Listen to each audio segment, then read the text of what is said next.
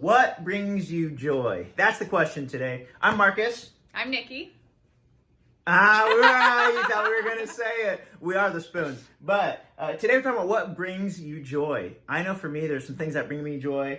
We're in the house today. That brings me joy. I love being home. I'm a bit of a homebody. What brings you joy? There's a lot of things that bring me joy.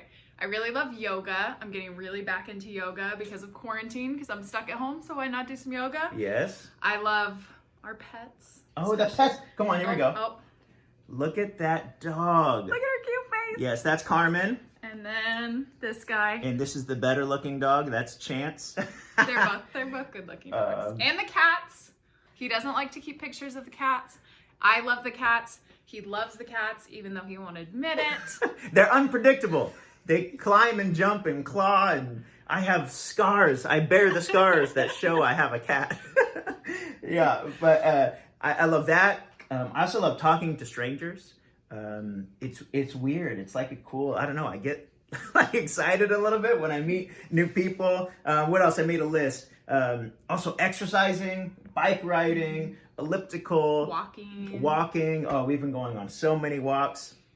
I love creating and fixing things. Some of you know I have an old Ford truck.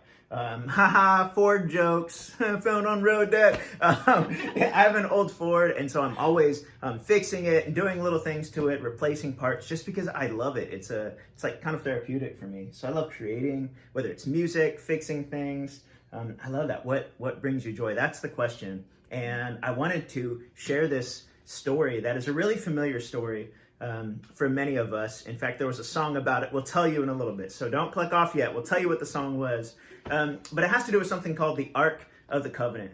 And what it was essentially this wooden box covered in gold that had two angelic beings on it, facing face to face with the wings covering. And inside was the 10 Commandments, as well as a bowl of manna to speak of God's faithfulness, while the Israelites were continually getting fed from him, not only physically but spiritually.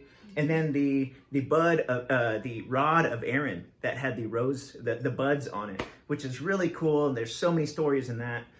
They're carrying the Ark of the Covenant in this passage, and they're carrying it from one place to the next. And it was very particular how it had to be carried. In fact, the Levites had to carry it. And the Levites were essentially the worshipers. They would lead inside of the temple. They would read psalms, maybe even sing psalms. They also take care of the temple and all the cleanliness and different things like that.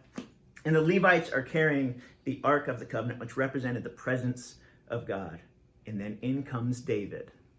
And so they're carrying that, and they're carrying it on their shoulders, no hands, and they're walking. And this is where we jump in. 2 Samuel chapter 6, verse 12. Now King David was told, "The Lord has blessed the house of Obed-Edom and everything he has because of the Ark of God." So David went to bring up the ark from the house of Obed-Edom to the city of David with rejoicing. When those who were carrying the ark of the Lord had taken 6 steps, this is David, he sacrificed a bull and a fattened calf. And then he was wearing a linen ephod. David was dancing before the Lord with all of his might, while he and all Israel were bringing up the ark of the Lord with shouts and the sound of trumpets.